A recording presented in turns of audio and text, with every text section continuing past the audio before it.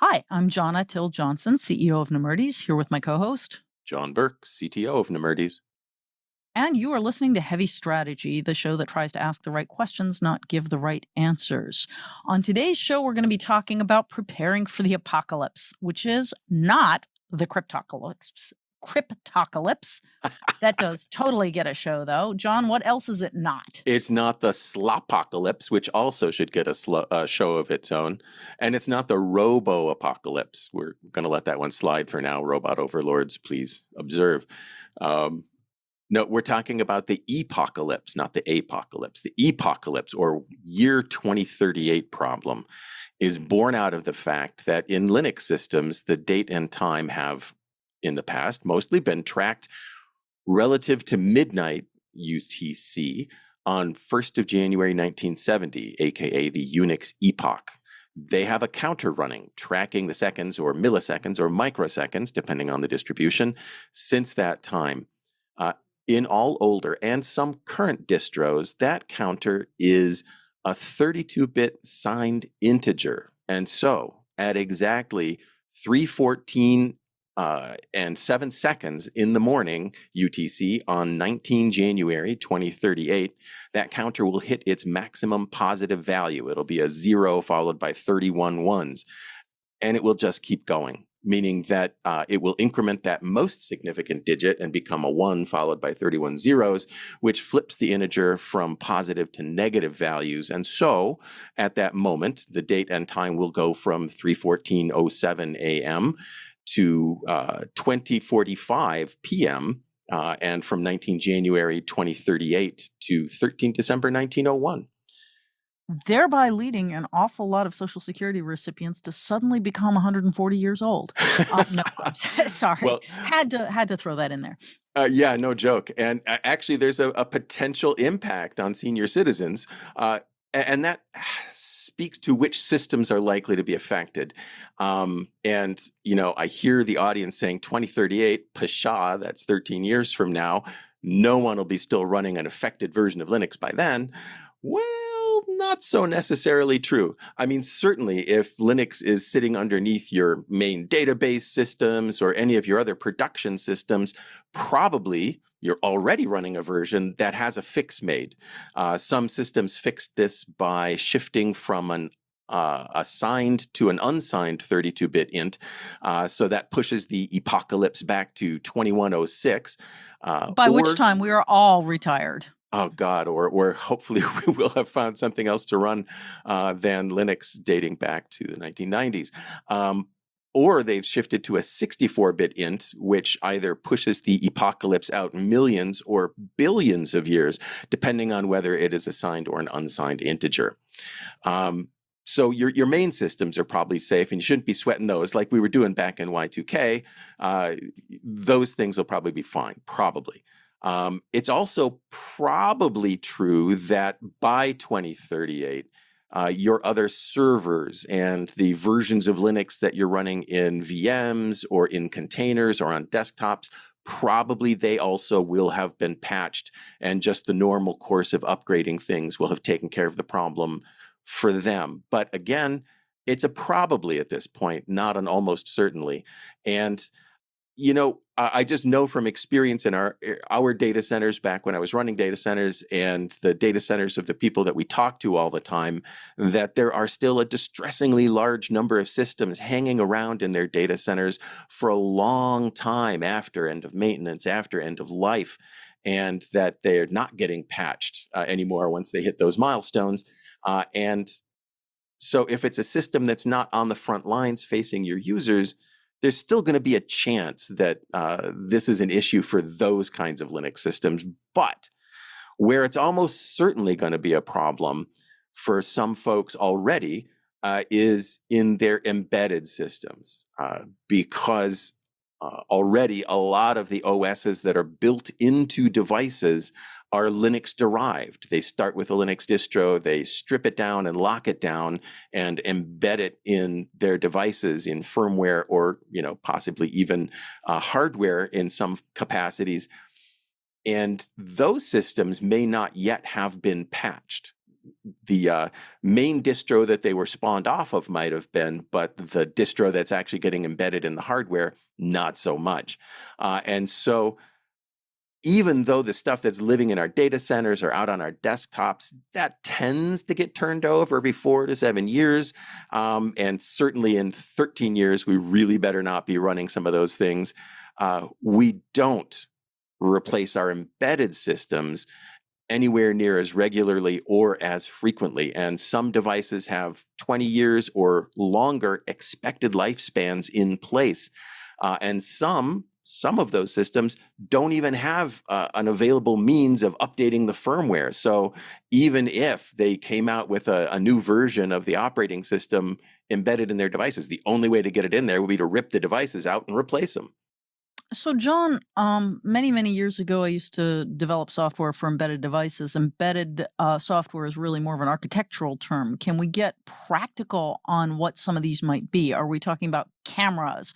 Are we talking about Yes. manufacturing floor IoT devices, robots, Yes. healthcare devices? I think anything that is part of the environment rather than part of the user workspace is going to be potentially vulnerable. Everything from door controls, the card key locks, to thermostats on the wall, to sensors that are driving the thermostats in the wall, to pacemakers, and other embedded medical devices, to, So, yes, those manufacturing floor devices, time so this clocks, the clocks on the is wall. this is largely an OT version of a Y2K, if you want to put it that way. I think that's a pretty good way of putting it. And as we embed more devices in our environment, it's potentially becoming a problem that grows as So we if become aware you're of it.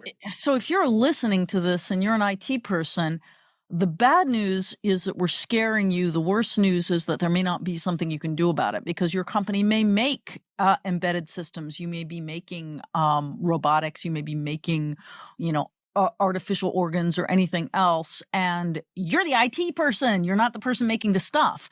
So I think one practical step you can take is be aware of where this might hit, or, alternatively, it's a little bit easier if all the systems that are going to get hit are facility systems, for example, security cameras and door locks. At least you can go grab your security person, your facilities person, and say, hey, we have a pending Y2K issue with all your stuff. Let's talk about what to do to fix it. So I think sort of the meta challenge is figuring out where in your organization you are likely to get affected, since you hate the word impacted, John. Indeed. And really look at, not only IoT devices that are in your general environment, again, HVAC stuff, cameras, security, and talk to the people in those areas, but also look at areas that might be embedded in products that you make or services that you deliver or your process for making them. So manufacturing floor and devices, et cetera. So that means then you're going to have to go talk to the operational people or the product people, and they are not going to want to hear this and I will toss this to you, John. I kind of know the answer because I lived through Y2K, as did you. But anyone listening to this that did not is going to say, hang on, what's the big deal? Y2K never happened. So why do we even care? Well, Y2K never happened because we were all working furiously behind the scenes to update all the systems that were going to totally crap out or malfunction in weird and unpredictable ways when the date flipped over to 00. And, in part, what was driving us was the fear that we didn't really understand exactly what was going to go wrong and how it was going to affect our end users. We just knew that something was going to go wrong. And it might have been as simple as, suddenly people were not the same age they were the day before. And that affected our ability to pay them, register them, whatever. I was working at a university at the time. Or it would just stop working. It would throw errors and then crash when we restarted. Well, and I do remember waking up after a couple hours of champagne-sodden sleep on, January 1st, 2000, and turning on the TV, because that's what we did at the time, turning on the TV and seeing that Australia was functioning. And I went, okay, Australia's functioning. I'm done. Go back to sleep. And that was the end of that. I just thought of another huge area that is super relevant. And if you work at one of these companies, you probably got there before I did, but energy systems. Yes. Utilities, Smart anything, meters. pipeline monitoring gear. Anything, yeah, and that could be fantastically risky if that blows up, because it will physically blow up, not just like digitally blow up, or Right. possibly Anything that's paying attention to what happens between the last 10 seconds and the next 10 seconds, which might apply to pipelines, electrical utilities, things monitoring your blood flow, you name it. If the next 10 seconds happened over 100 years in the past, it is unlikely that those systems will deal with that robustly. Isn't that a nice way to put it? Yeah, I'm thinking of things overheating, pressure rising unacceptably, people dying, So here's the challenge: as an IT person, you are familiar with the problem either through ancient history or because you actually lived through it, but you are probably not in charge of the fix. So one of the challenges, what do you as an IT person do about the fact that this is all around you, but it's very little of it is going to be likely in your immediate wheelhouse? So what's the call to action here, John? There's a lot of them. And I think first and foremost, remembering that even if it's not directly under your authority or in the wheelhouse of your organization, you're not powerless. And being aware of the problem, you do have some responsibility to try and help the company, organization get right with it. If you're working in an environment that has no corporate embedded systems at all, and let's take Nemertes International here as an example, we don't have any embedded systems that the company runs or owns or relies on.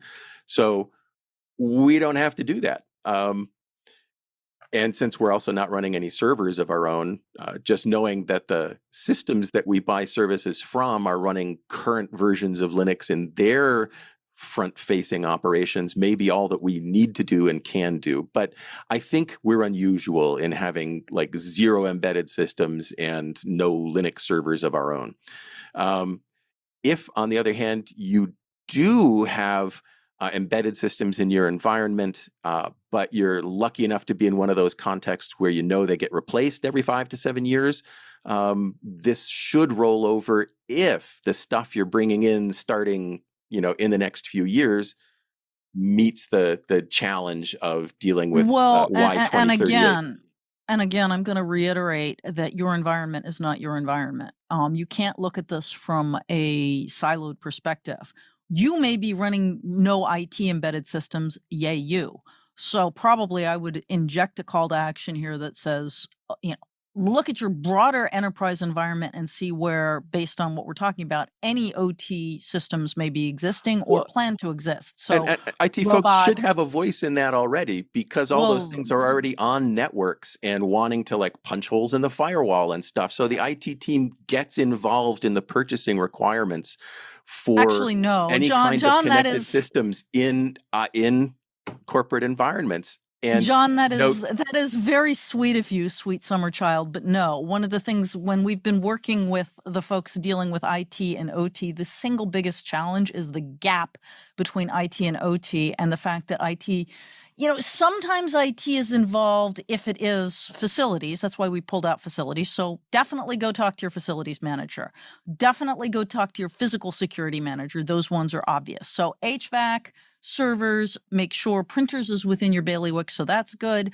But when you talk about manufacturing floor, when you talk about making products that embed Linux, you probably have very few conversations with those folks and certainly no control over purchasing for that. It's not like the people that build your manufacturing floor come and ask IT for this. That's actually not entirely true anymore. Increasingly, and we've been tracking this for years, the rise of edge computing facilities, products, services, and so forth have made IT a part of the conversation about how factory floor stuff gets run, and that's an in and use it. The place where I agree with you is that you probably don't have any contacts in or contact with product design folks. So if your company's making pacemakers, they are not talking to the IT infrastructure folks about any of this kind of stuff. I would say I'm cautiously optimistic that you're having conversations with the manufacturing floor, but I would not say our research says you are. One way or another, you know better than we do. You're the resident expert at your organization. The main thing is to create a list that says physical security, check, I'm going to go talk to them. Facilities, check, I'm going to go talk to them. Manufacturing floor, check, I'm going to go talk to them. Maybe you have a relationship, maybe you don't. Maybe John's right, maybe I am, doesn't matter, go talk to them. And if you don't have a Yes. relationship, it'll be harder. And then look at your products, look at anything that you make. And if you are, if you are a utility where essentially what you make is an OT system, that conversation needs to happen between your CIO and the COO because it affects the entire entity, because literally stuff will blow up. And I'm pretty confident that this kind of conversation hasn't happened already in most organizations. Call us if that's not the case. I mean, if you've had this Epochalypse discussion with your COO and you're at a utility, let us know. The problem is it's such a nitty-gritty, nerdy little detail that it really doesn't bubble up to the top of, somebody who's overseeing a natural gas pipeline, for example. Likely, unless there is an incredibly awesome relationship between IT all the way down and the COO. So I that's the would kind of thing. Yeah, go ahead. I would hope that at some point, if there still is such a thing, critical infrastructure, security, or regulatory agencies would take an interest in this problem and maybe even do things like issue a requirement that folks in the industry have their systems certified as meeting the problem prior to the drop dead date, and the drop dead second. Yeah, and John, you've been digging into this and you haven't seen any of this come out yet, like Nope. regulatory requirements. Nope. And, I wouldn't expect anything in the current administration. It's not their way of Well, operating. that's in the U.S. administration, but more Oh, of broadly, there course, are of course. industry regulations But, and things like with the that. timeline we're talking about out to Yeah. 2038, I would expect if there is regulatory action, it will come just a little later than most organizations will find functional. Like it'll come within that 5-year window prior to the apocalypse, and they'll have to go into a rip and replace kind of a cycle with their customers instead of having had time to patch it for natural life cycle turnover to take the problem off people's plate. I also wanted to put my oar in for, if you think this is not a problem in your IT organization, send that up the flagpole through your C-level representatives, CIO, COO, whoever, and to the board that the IT infrastructure is, confidently not going to be affected by this. And we're working with the OT infrastructure folks just to try and get some board level attention to the fact of it, and some board level attention to the fact that you're talking to the OT folks and it's on them to actually take action. Gotcha. No, I agree. That makes a lot of sense, John. And I think when you reach out to folks, whether it's up the food chain, in parallel, peer to peer, I think you'll probably need a very short, sweet explanation for why this is a problem. And we're happy to talk about that, but kind of the basic thing is that anytime you go from a positive date in the future to a negative date in the past, systems blow up because systems count on these counters for all sorts of things. And if that's I just wanted to throw in, it's not just the system itself that's the right. problem, because if all it's doing is reporting data that it records, and it actually doesn't have any real intelligence of its own beyond that, but it collects it and it sends it up to an upstream system. That upstream system may be the thing that breaks. Its Linux is working fine, but its applications were not written to deal with the fact that the dates flipped from now to 113 years in the past, or 138 years in the past. So keep in mind that it's a gift that just keeps giving if devices are feeding data to other systems anywhere in your environment. And then I know we're going to segue into this, but I think the easiest way to fix this problem is not to have it at all, which, we alluded to this before, but this should become part of your procurement for any system anywhere in the company. You have to have very specific requirements Linux-wise that it cannot be running whatever the version is, the last version is, and it can be anything you buy anywhere in your supply chain, which means this is an excellent opportunity to do a little bit of a deeper dive while you're at it, which is to dig into for your operational systems, how often are you upgrading them and are they upgradable? If not, can you mark a non upgradable OT system as failed and put it on the end of life and get it escorted out the door before 2038? And if not, and you have to flag it as a special exception because it's so custom and so important, that's fine. That's lovely, but at least you know that. So from a security perspective, you really want to be upgrading your systems as often as you need to. From a supply chain perspective, you want to know where vulnerabilities might exist. So this might be an optimal time to get a better insight into your supply chains overall, not just for IT. So if Software you bill of materials. Exactly. So if you're in IT, kind of you want to balance the tactical, hey, we don't want anything to blow up in 2038 with the strategic. This is a great chance to get best practices hammered into those OT environments that have operated largely in isolation from IT best practices for far too long. And that's an excellent thing to do that you can use this as a flag to start doing it. Also another set of companies, and I'm sure if you're working at one of those companies, you're very well aware of this, are transportation companies and companies that are automating any form of their transportation. I was thinking of when you were talking about the regulation, John, I was thinking about the positive train thing that train Positive companies track control. Yep. positive, yeah, that's it. That was it. The PTC that every train company had to put in place, and they all missed their deadlines, and then they got extensions, but they eventually got them there. Well, I'm wondering if any of those systems are subject to the epocalypse.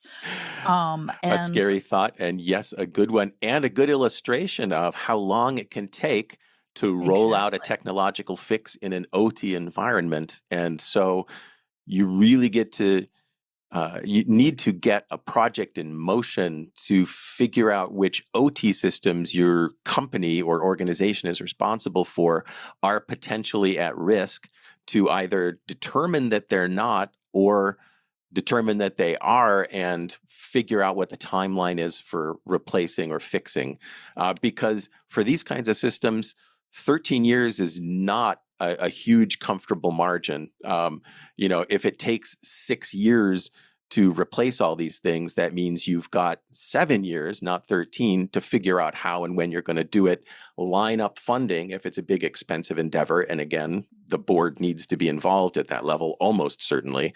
And yeah, so the apocalypse is closer than it appears, like the Well, dinosaur in the rearview mirror. and honestly, anyone who's listening to this going, for heaven's sakes, John and John, I don't care whether it's 7 years or 13 years. I'm worried about, whether I and my colleagues will have a job next week, next quarter.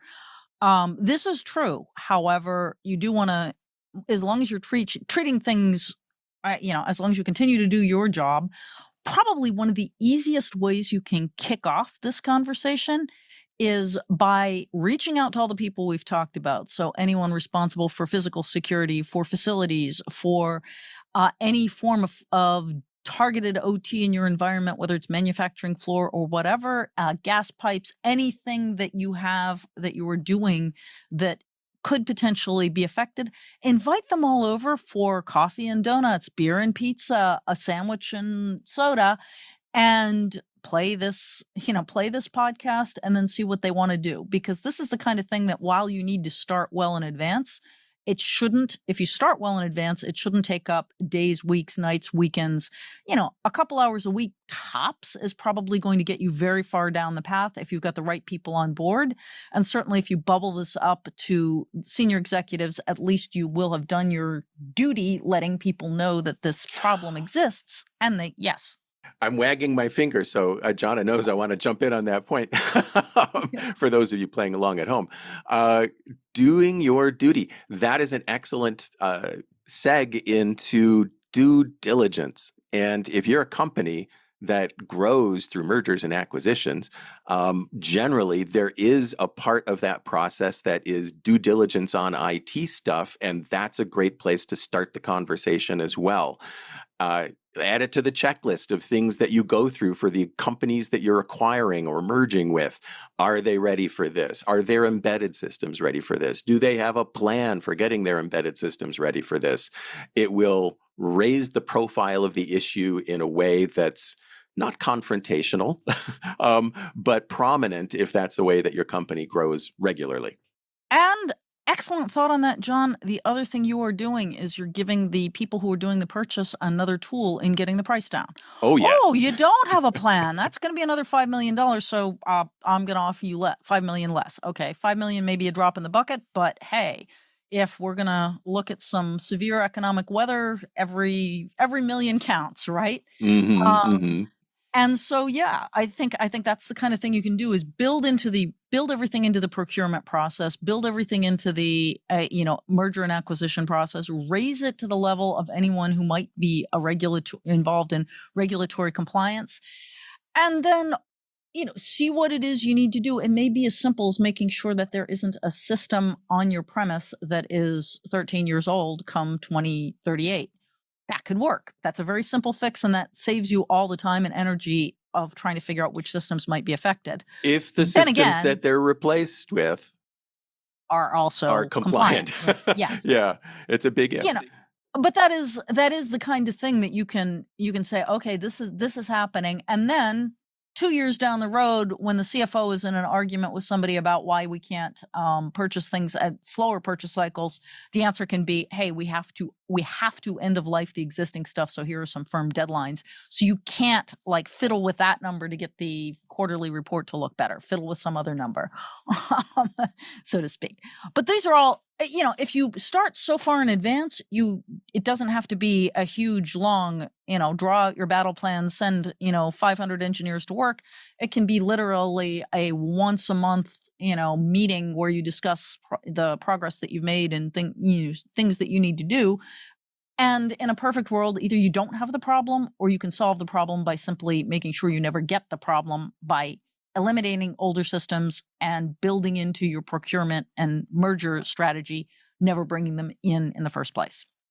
Okay. Well, thank you for joining us today. If you've got feedback or a follow-up on this topic, particularly if you've already taken action and want to tell us why we're John and Jonna come lately, I'd love to hear it. And in fact, if you've been successful at it, we'll invite you to come on the show.